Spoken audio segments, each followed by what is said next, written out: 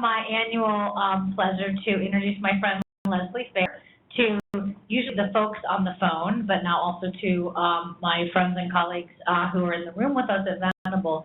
And again, Leslie literally is the person who needs an introduction, but I've never had a silence I couldn't fill, so I will do some semblance of an introduction for her. Leslie has what is the most important job at the Federal Trade Commission. And I mean that completely seriously. Leslie is the head of business education, and her job is to do exactly what we do as counsel, as in-house counsel for companies, as outside counsel for companies, and that's to make sure that they know what the expectations are, and we help them do the right thing. We're the first line of defense on the outside, and Leslie shares that role with us and is the first line of the defense on the inside of the Federal Trade Commission. And she spent many years on the enforcement side. She was in advertising practices for a good portion of her very esteemed career at the FTC, bringing cases. The ad practices group was much smaller. I think it was Leslie Lee and a handful of other people, and almost all of those cases were under Leslie's watch, cases that we still cite today as precedents and look to for guidance.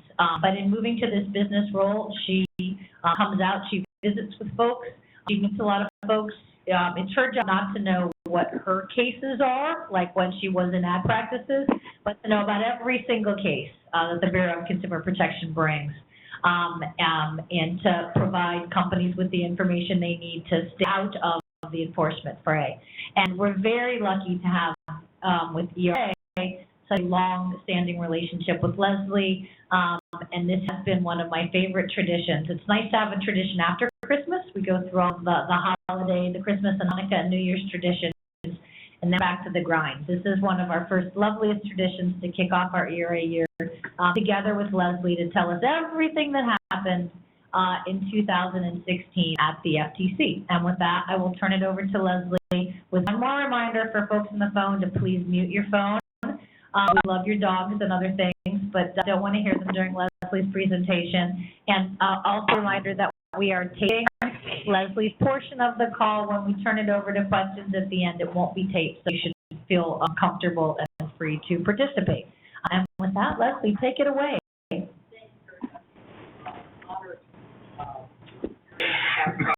ERA folks on the line. I'm also honored for the first time to be called the first line of defense.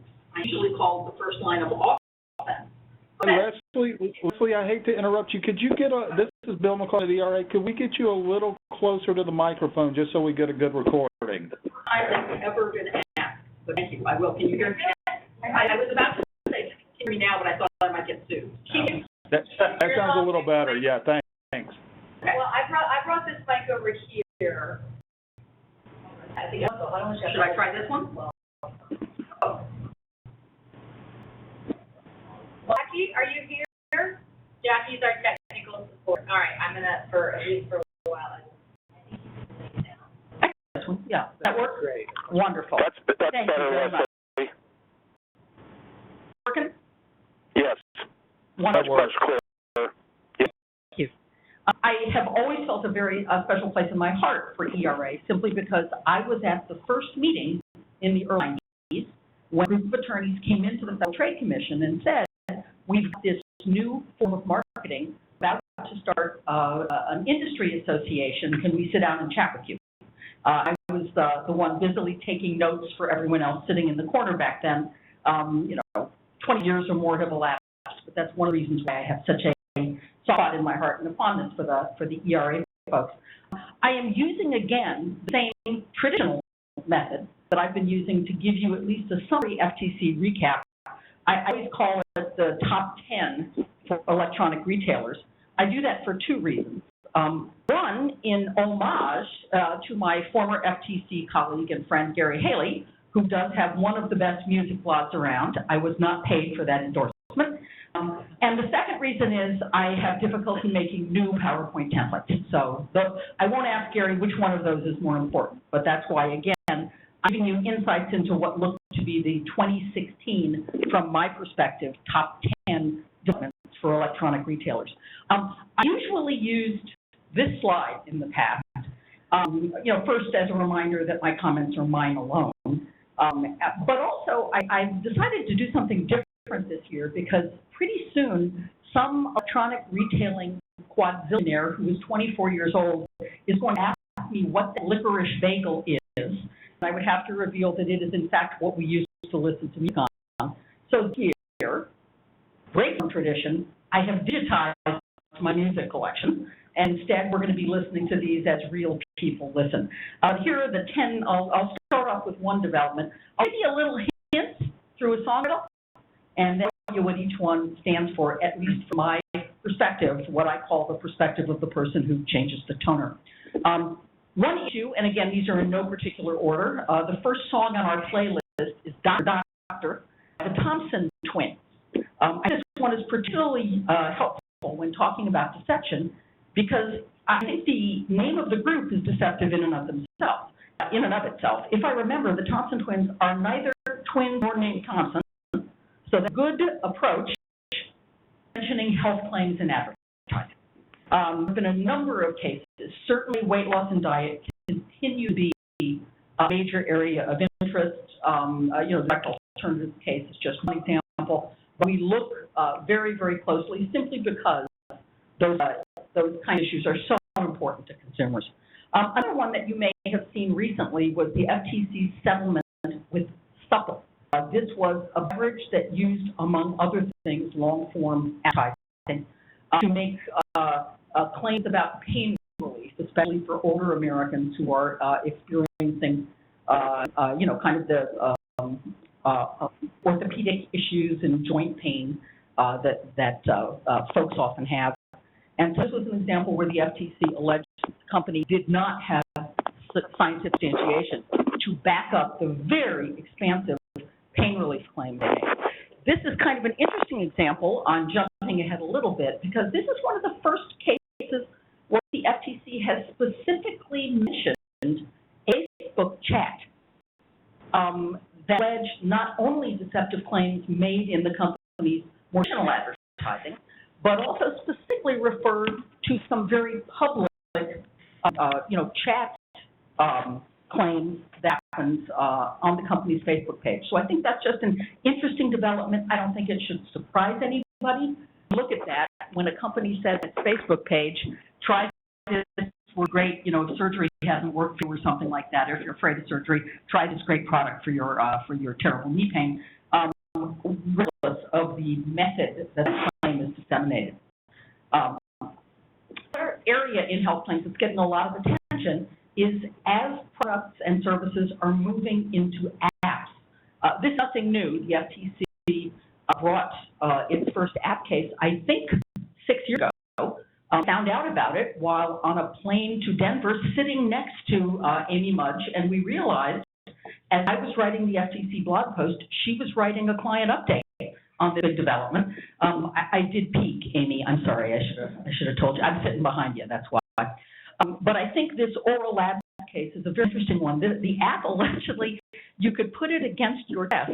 It would have the same functioning, the company said, as the, I always get this word wrong, sphygmomanometer. I know I've got a couple two mamas in there, extra mamas in there, but you know what I mean, the blood pressure cuff. So this was, we felt a pretty straightforward case. The company said this will substitute for the blood pressure cuff, and it's a lot easier, a lot more convenient. You can monitor your blood pressure. The FTC alleged the product, in fact, did not work in that fashion, so it's a fairly straightforward health claim. Another thing, no specific case yet. Very recently, the Commission issued an enforcement policy statement regarding over-the-counter homeopathic drugs. There are an awful lot of products sold through, online, through electronic commerce in long form. Really are OTC homeopathic drugs, even though much mention is made of that. But I certainly think you're going to want to take a look at the enforcement policy statement to see what the FTC's position is. The FTC's position, surprise, surprise, is that well-established substantiation standards apply when companies are making claims in this market. But there are some nuances that you'll definitely want to check when you're looking at that. We don't just look at human health claims. Here is another health claim. The FTC alleged that Mars Pet Care, the manufacturer of Eukanuba dog food, was making, in effect, life extension claims. This dog, is at age 17, living 30% longer than his typical span. I've used this line a lot, but I think I'll say it again, that there is a difference between lab testing and lab testing. The FTC alleged that Mars Pet Care did not have substantiation to support those life extension claims. This is a multi-billion-dollar industry, and especially for those of us who are dog lovers, you can appreciate what's at stake here. This, as most of the cases I'm going to talk about today, is a settlement, but I think it stands for an important proposition that we look to where the money goes, and we look to the issues of interest to consumers, and certainly allegedly unsubstantiated health claims for pets are something that, in circumstances we're going to look at too. Let me switch to the next on my list, going back a ways to the Beatles, always a classic, Mother Nature's Son. I'm, of course, to green marketing and environmental claims. This was a really groundbreaking year for those of you who have been following what went on with the VW clean diesel advertising campaign. As you'll see on the screen, it's a really cute ad. I love the line, like really clean diesel. It was like really clean diesel, except for the clean part. The case arose from what got a lot of publicity, the allegation that VW Group of America, in our lawsuit against VW Group of America, that VW had installed cheat devices in effect. When testing was made about how clean or dirty the exhaust of the products was. What I think is kind of interesting, there are two big developments. I think first is the $1 billion parcel in that case. Let me underline the billion with a B. I think that by an order of magnitude almost, is really one of the most astonishing amounts the FTC has ever prevailed for consumers. That isn't including an additional $5 billion that the EPA and the state of California got for cleaning up the air that the allegation was, the pollution that these cars were getting out. I think the other interesting thing to note is that this case involved the Federal Trade Commission, the Department of Justice, the California Air Resources Board, I believe is the name of the organization, the EPA, and a massive class action plan. I don't think you put even the first chairs in a room as big as Venable's, the Venable room that I'm enjoying right now. This was a massive case. So in addition to the important message about the remedy and the seriousness with which the FTC takes the claims, I think it also suggests, on one hand, we are not at all scared of the complicated case, and on the other hand, we do our best to win and try to be a facilitator, I say peacemaker, a solution seeker in massive multi-party cases. I'm sure every party in the case would have alleged that they were the peacemaker and the solution finder. But I feel strongly that the FTC's role in that case was very important in winning back that $10 billion for consumers.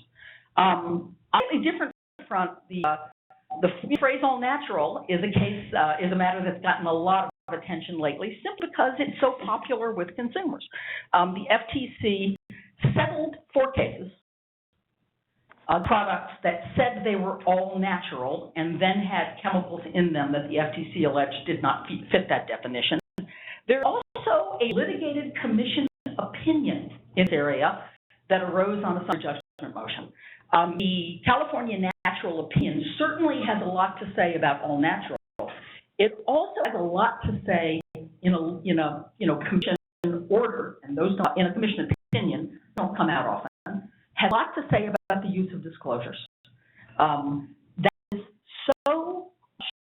woven into everything that the Bureau of Consumer Protection does, that this is the first year I didn't have a separate disclosure section. Simply, I think every single case we brought in one way or another implicated what we alleged to be ineffective disclosures. So I think, very often I'm wondering if phrases like all natural kind of get put on a product at some stage in development without much thought as to just what it means and what consumers think. So I think that's something certainly at the FTC, other government agencies, certainly at the state level, has attracted a lot of attention recently. Here's kind of an obvious next on my playlist, going back to the Aussie group Men with Hats. Gary, they were from Australia, weren't they? Absolutely. Thank you. Yeah. The safety dance. Not a big surprise. I'm talking about interesting cases this year raising safety claims. Now, two kinds of cases I'm talking about please don't relate to your clients in a direct way, but I think it emphasizes that when companies make safety claims, there are concerns about safety allegations. Generally speaking, that raises its profile at the Commission and FTC staff, because safety is.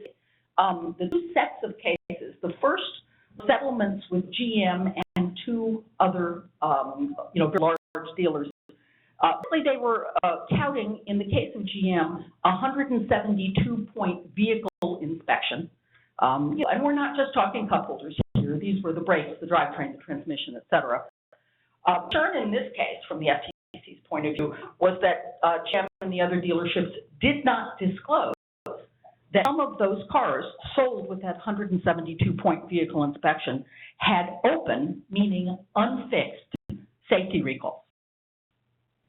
These serious issues that could cause concern and injury to drivers.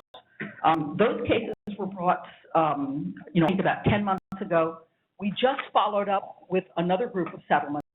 We had a proposed consent order on dealing with CarMax, something similar. Now, CarMax has a 125-plus point inspection. I'm sure that in no way is less than the 175 point of G. I think it's getting to be kind of like razor blades. How many more points can you possibly use? But these are examples where we're talking about the used car undergoes a rigorous 125 plus point inspection for engine, transmission, brakes, suspension, lighting, et cetera, same allegation against CarMax and two other major regional dealerships that they're selling these products without disclosing that some of them may have had open safety recalls that had not been fixed. So I think that just is an emphasis that when the S word is either a claim or because of a safety concern for consumers, it's got a lot of FTC focus. It's not just cars. Matter of trust is on my playlist. This is kind of a 70s and 80s big one this time. But this is an issue that I think really is something your clients are very concerned about, because it's dealing with the use of endorsements in social media marketing. What I mean by a matter of trust is the basic provision built into Section 5 and certainly in the FCC's endorsement guides that consumers have a right to trust the independence of reviewers, endorsers, folks giving testimonials, unless there are clear and conspicuous disclosures of what that connection, personal, financial, or otherwise, might be. Interesting case dealing with, and I think the Venn diagram overlaps with issues like seals and certification.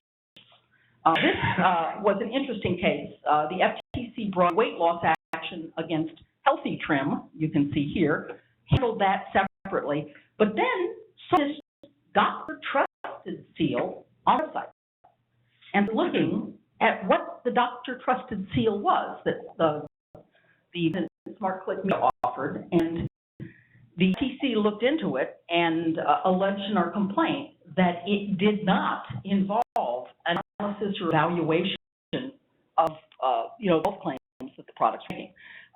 According to the complaint, there were doctors hired, told to look at, whether there was a return policy, whether there was a mailing address or a telephone number, things like that. But we're not directed to look at the underlying health claims or the substantiation for those claims that the website was making. So as an example, what FTC said, this doctor trusted seal meant vastly less than what we believed reasonable consumers would take from that. Back to the Supple case, that was the joint beverage. There was also an interesting endorsement and material connection allegation there. This doctor who appeared on the infomercial, highly recommending the product, revolutionary, complete joint relief. She popped up in a lot of their advertising. It was disclosed in a very brief super on the infomercial that was at the time made to the president of the company. And offered in a 3-sentence, I think, disclosure, first talking about what her qualifications were, and then saying, and by the way, she has been united in matrimony with the president of the company. And, as I said, I don't think, would that be relevant to consumers? I don't think because they wanted to go to the Bloomingdale's website and order them a toaster as a gift or something. It was interesting that it was disclosed, and I'm putting, for those of you on the phone, I'm putting disclosed in air quotes here. That was kind of interesting, that the company did reveal it, but what the FTC said was not a clear and conspicuous way. So that's an example where the FTC challenged both the underlying substantiation claim and also some of the methods that the company used to further the validity and the believability of those representations. FTC's case against Warner Brothers Home Entertainment deals with YouTube influencers. We had brought a similar case against Machinima, the very popular gamers YouTube channel, last year. So this is kind of the new one. I will be the first to say I am not the target market here. So, that goes without saying. Basically, what the allegation in this case was Warner Brothers Home Entertainment influencers to create videos of themselves playing the games that thousands upon thousands of consumers watch. Not the market, but I believe it is the case that people do this. Allegation here, and of course they were dealing with the Shadows of Mordor game, that's very popular.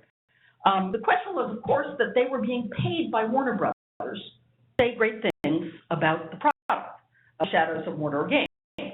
So the only way in this example, and of course this is what the screen on YouTube looked like, only if consumers clicked show more, do that, this page with the expanded box. And this has to be, this is an example, I think, of about the most truthful and trustworthy endorser I have ever seen. Because you go way down at the bottom, it says, this video is sponsored by Warner Brothers. Then you go down even lower, the gaming influencer said, no one reads this far into the description. What are you doing snooping around? God bless you, sir. Sentiments exactly, dude. So one of our concerns was even the influencer was putting the disclosure just above the line where he's saying, in fact, who in the heck reads this? The FTC sentiments exactly.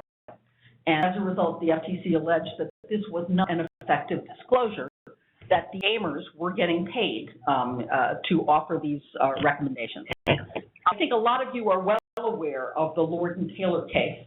The department store basically offered influencers thousands of dollars and a pretty cute little paisley spaghetti strap sundress, and said, go on various Instagram and places like that, and show yourself wearing the dress. We will pay you for that. They gave instructions about what kind of hashtag to use, all those kinds of monitoring type things were in place in their contract, and yet it did not disclose that folks were getting paid to that.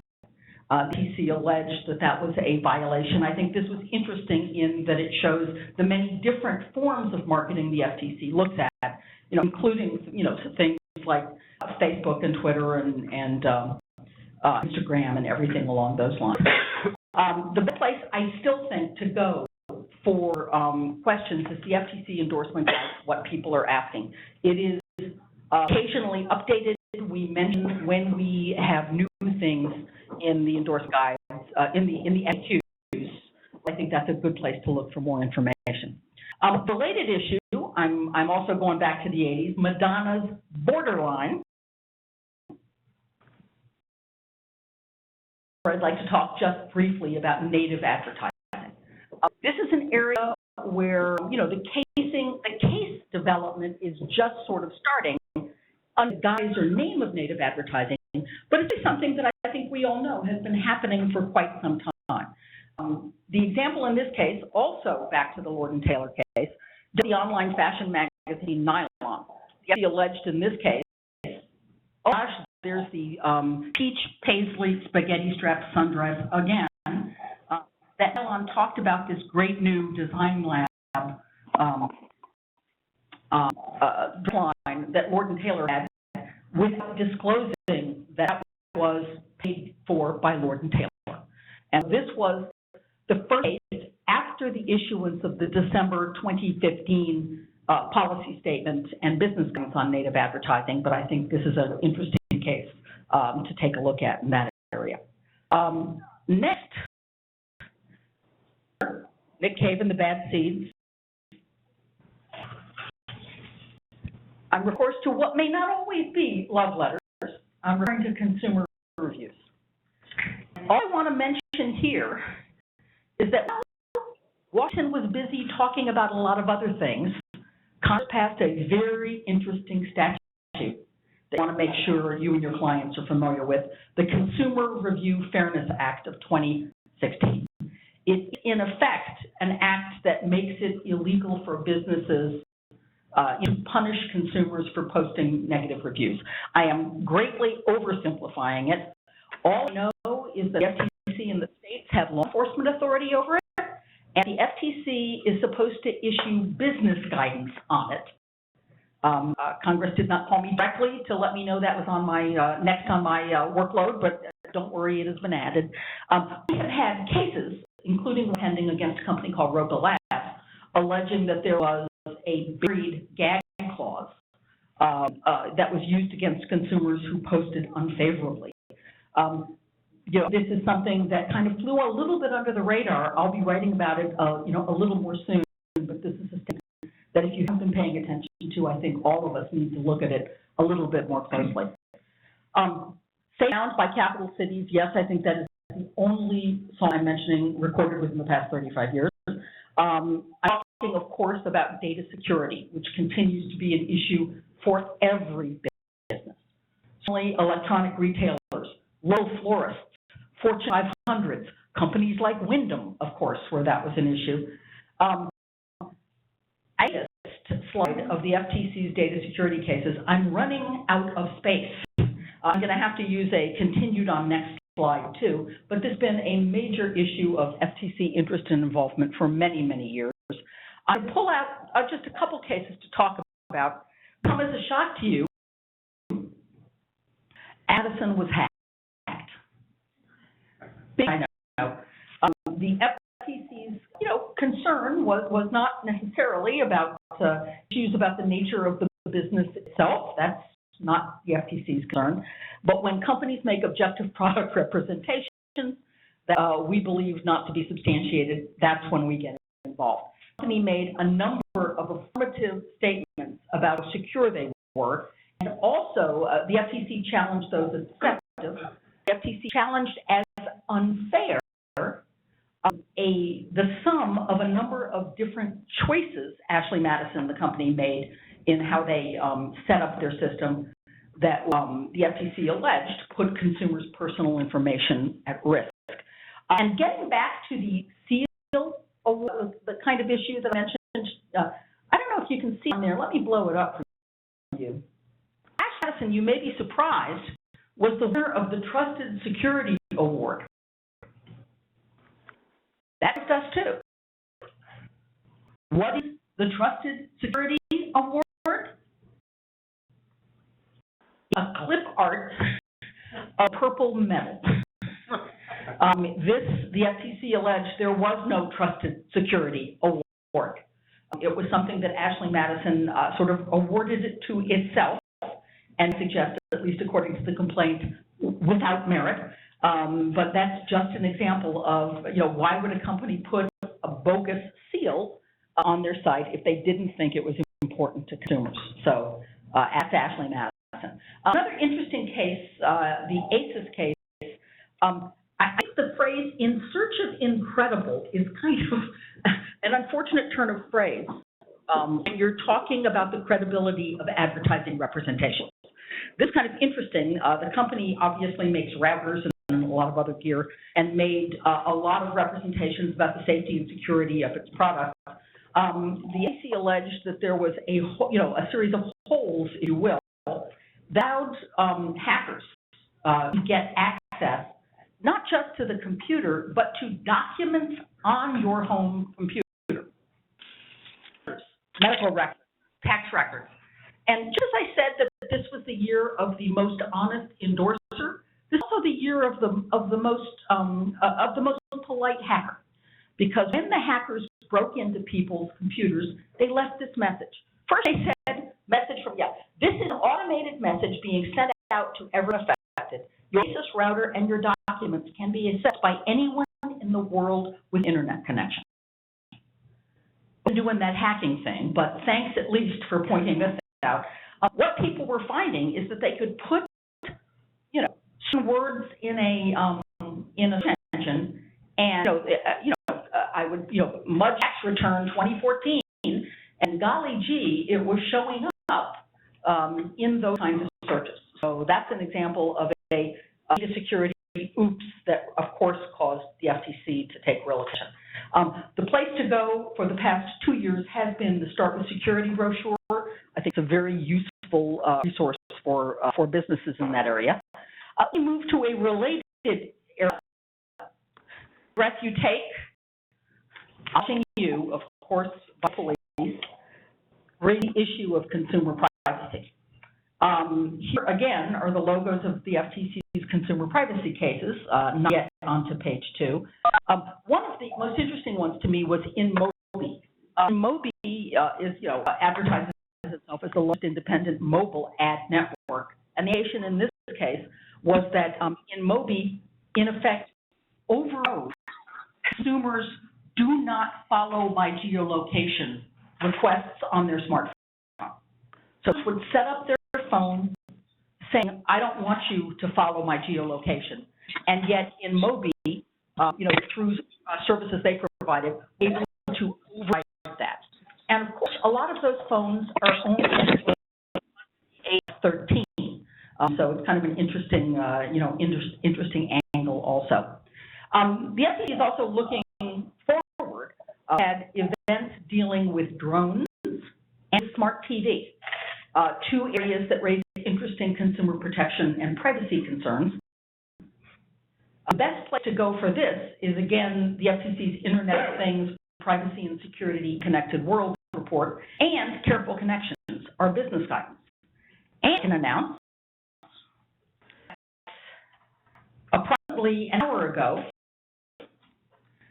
went into litigation of another company, D-Link, challenging in this Internet of Things area that that the company engaged in unfair, deceptive practices in what it said about the security of its routers, IP cameras, baby monitors, and things along those lines.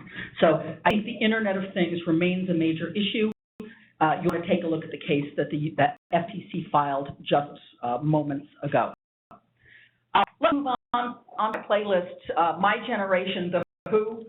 This isn't directly related, but I always cite this just because it gives me a chance to say, talking about lead generation.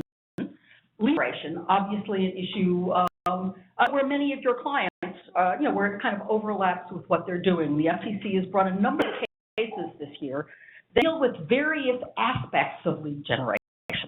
We also had a workshop last year and followed up with what was called a staff perspective, staff paper talking about what the FTC staff sees as the consumer protection implications.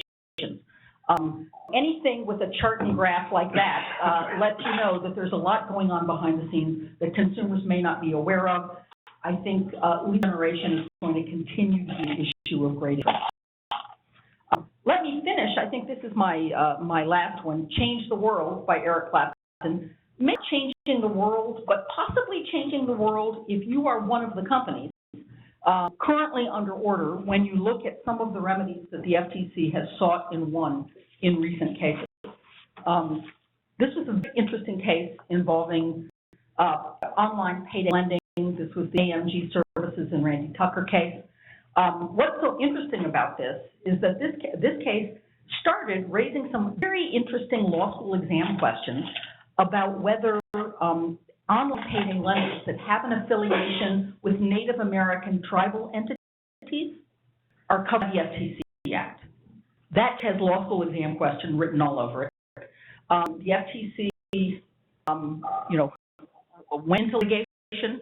It was a long deal back and forth, raising fundamental issues of jurisdiction, and ultimately the district court ruled in the FTC's favor and said that the tribal affiliation does not change the force and effect of federal statutes and truth in advertising statutes, and indeed Section 5.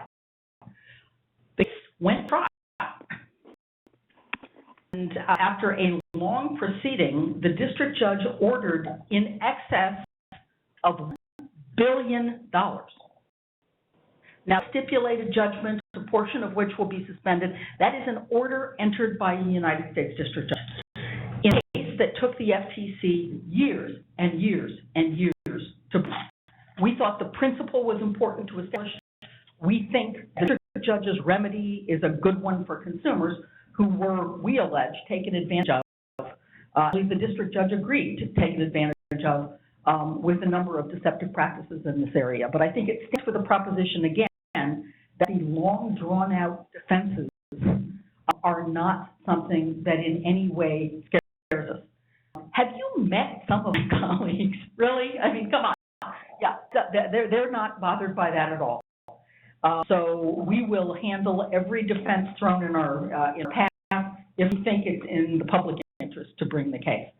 The other kinds of cases that have gotten a lot of attention are the multi-level marketing cases. I think these are interesting. The Herbalife settlement, $200 million back for distributors who were allegedly misled about earnings representations and other things. That's only part of the case, though. Both the Herbalife case and the Vima case, which was a very popular multi-level marketing outfit that ran primarily on college campuses and aimed at a very young demographic. In addition to back, these cases also require top-to-bottom restructuring of how the companies do business.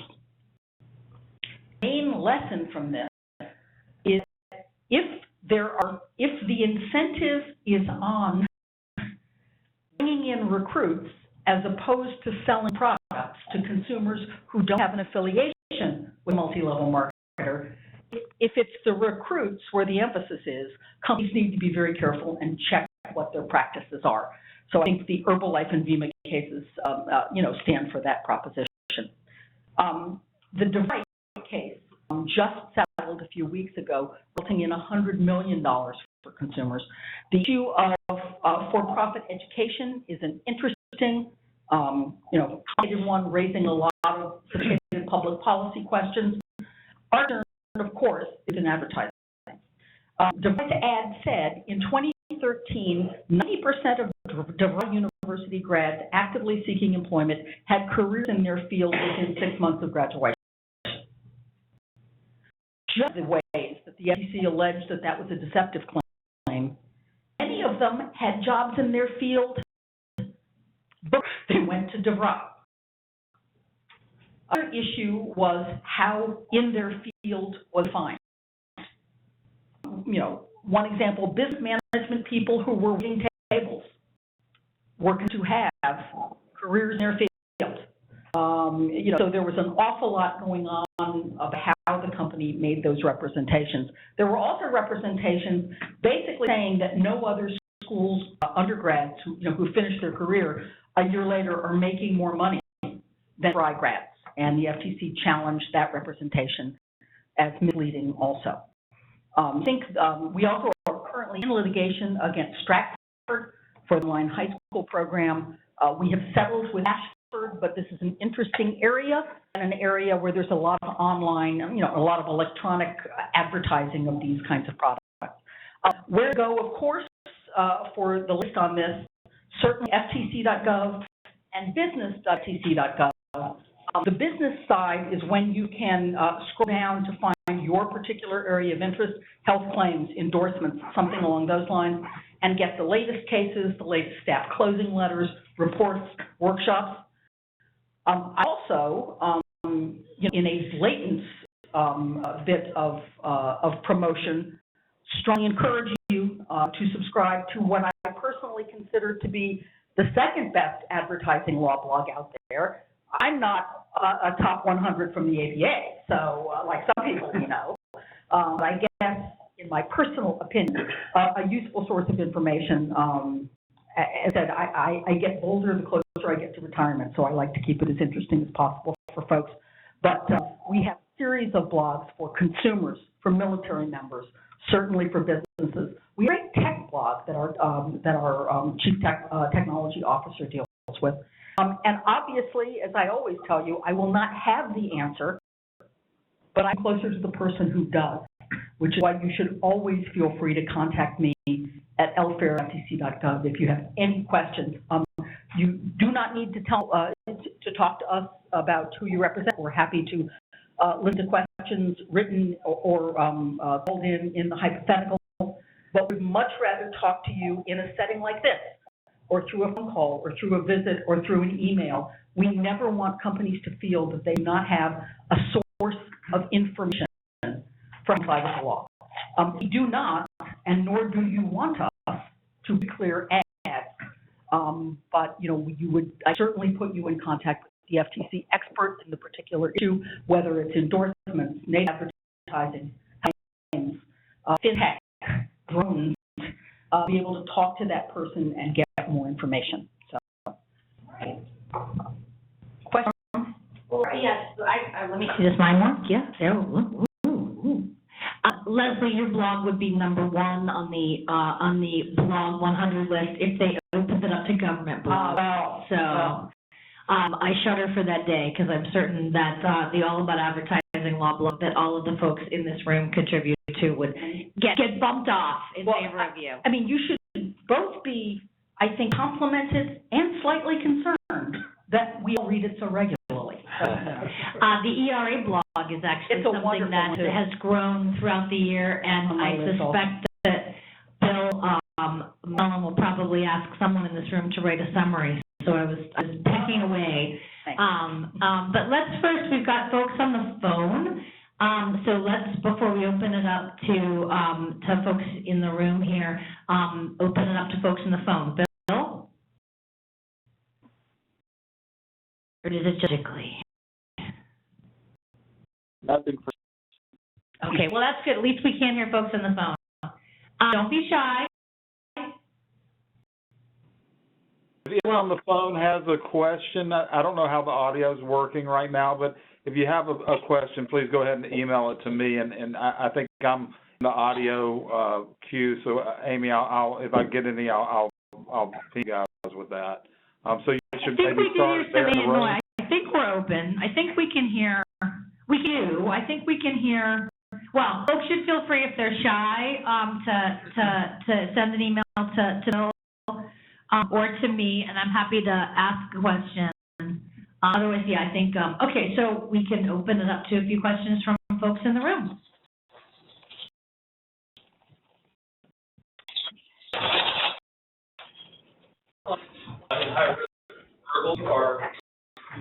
Sorry, I'm really bad, Vanna White. Moving this over. There you go. A lot of clients that are operating in high-risk verticals like dietary supplements often have a lot of anxiety about payment processing. Yeah. The last year, what has been done in that area with respect to payment processors? Any enforcement actions that have caused processing to? Indeed, we have, and there have been a number of them. One of the, I'm not referring to any specific company. I'm not referring to any specific clients, or I can give you, when it comes to payment issues, any little bit of just coming from me from Killeen, Texas, Home Fund Advice, which is with dogs, you go with fleas. Is that the cases show that the FTC has brought that in many of them there has been some real red flags in the payment area that we alleged should have alerted businesses that fraud or some other kind of legality was afoot. So all we would suggest is that companies keep their eyes open and use the same kind of due diligence in that relationship that they would use in other business relationships. But, companies have found something. The breadth of Section 5 is large. And so there have been some settlements in the area and some litigation in the area that just serves as a reminder that every aspect of who you partner with, whether it's your endorsers, who's handling your payments, anybody is wise to exercise some due diligence. Can I ask while I still have the microphone? No. Payment has never been a time. Sorry. Okay. Networks and affiliate marketing. There are advertisers who are trying to do things the right way, but they feel they need to use affiliate networks to be able to get consumer traffic to their websites.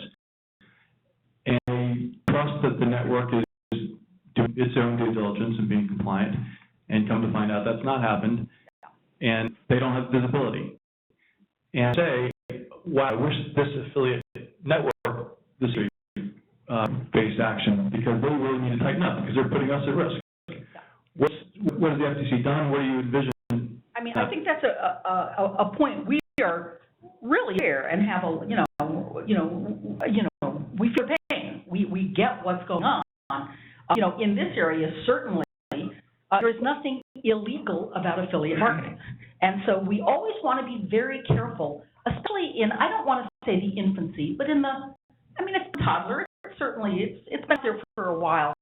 We want to do anything that infinitely causes a problem in the development of what can be certainly a lawful business relationship. But I think a lot of the points that I mentioned all follow through with affiliate relationships. What are companies doing to monitor what affiliates are doing on their behalf? Are they following up with with whether affiliates are making material disclosures of financial connection?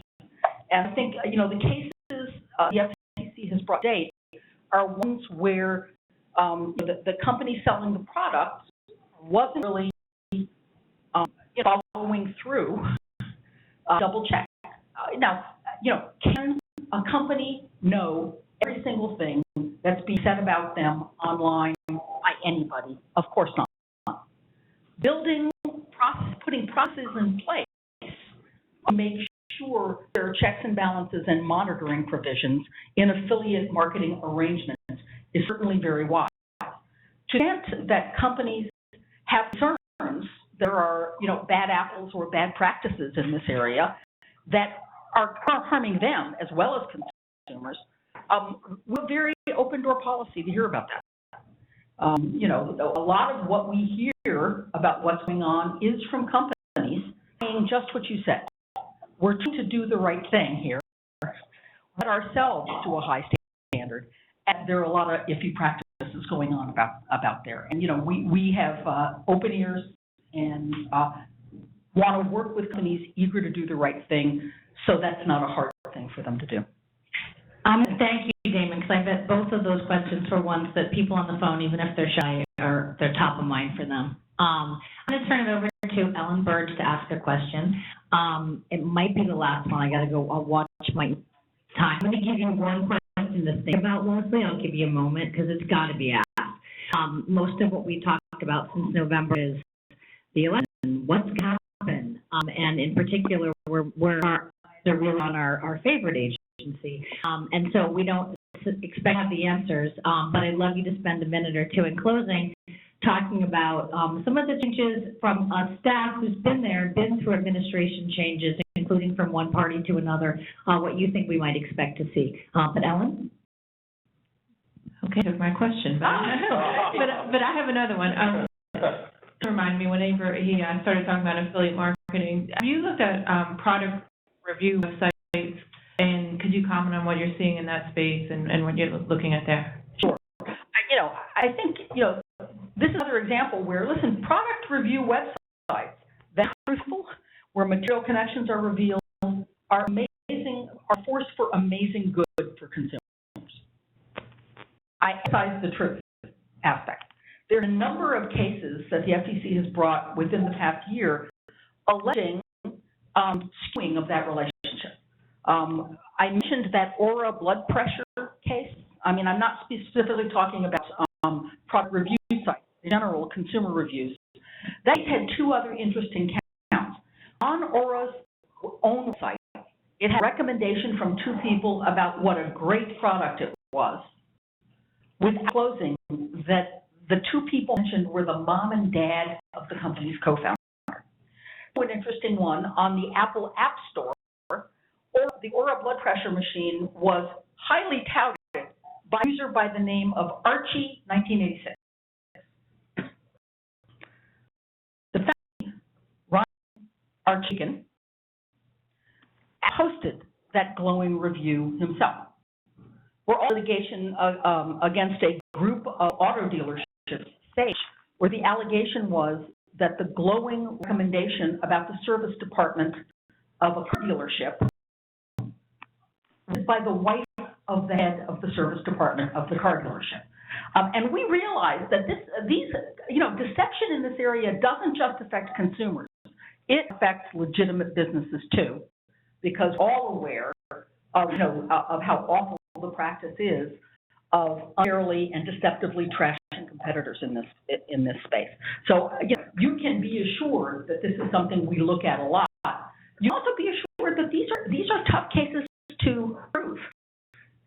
And so, it's something we try to do, but we pay a lot of attention what's going on in this area, simply because we think the benefits of truth are so great that it's worth doing what we can to encourage it. Bill, any questions come to you through email? Or any line? All right, last question, and then we'll let Leslie share her crystal ball visions with us. I'm trying to figure out how to ask this question from a business education standpoint, so hopefully succeed. There's been a lot of tweeting rather than blogging about making products in the United States lately. So I wonder if you worry that the focus there really is more on where conditioners are being made and not where the raw materials or the components are coming from. I wonder if you worry that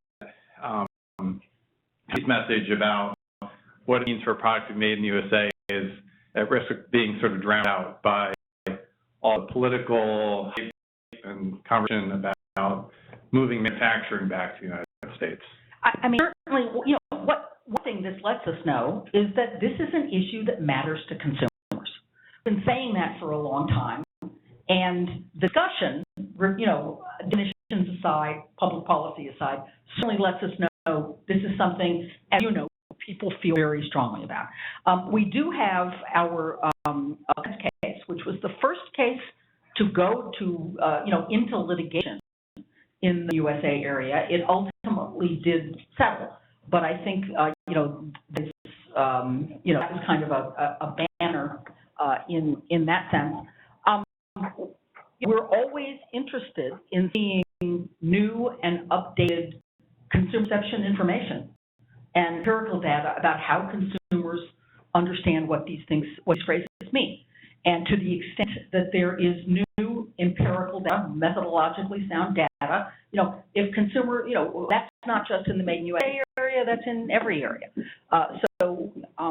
It's a long way of saying, the FDA has stated what it believes Section 5 is implicated, and there's no reason to think until we hear differently that isn't for us.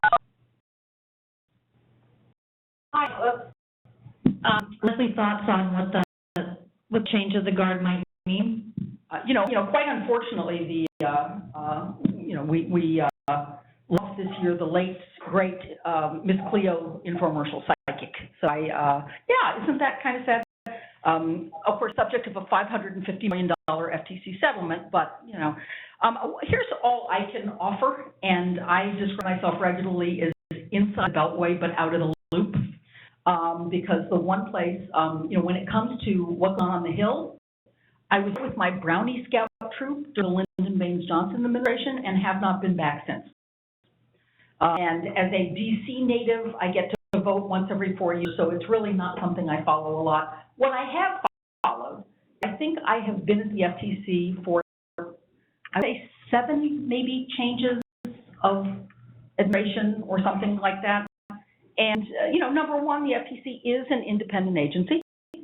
Number two, nobody likes deception when it comes to consumer deception. And, obviously each new chair puts her stamp on priorities and practices. But it's important to remember that, who brought America National Do Not Call was Republican Chair Timothy Murray. This is an area where I think we all, I don't think our Republican, Democrat, liberal, conservative, blue state, red state differentiations. Everybody shops, everybody is a consumer, everybody wants to get the benefit of the bargain, and businesses are telling the truth. And so, as I said, certainly my personal experience has been there are often, slight changes based on what different policies an individual chair might wish to take. But generally speaking, nobody's in favor of deceptive, unfair acts or practices in or affecting commerce. You'll still have a job, and so will all of the lawyers representing folks have a job. That I can't tell you, Amy, but we shall see. With that, Bill, do you have any closing remarks? I think it's over at least our ERA hour. Thanks, folks on the phone. Thank you, Leslie. I hope I can say same time next year. We will look forward to your top 10 then. So Jackie, you can disconnect the call. Thank you very much.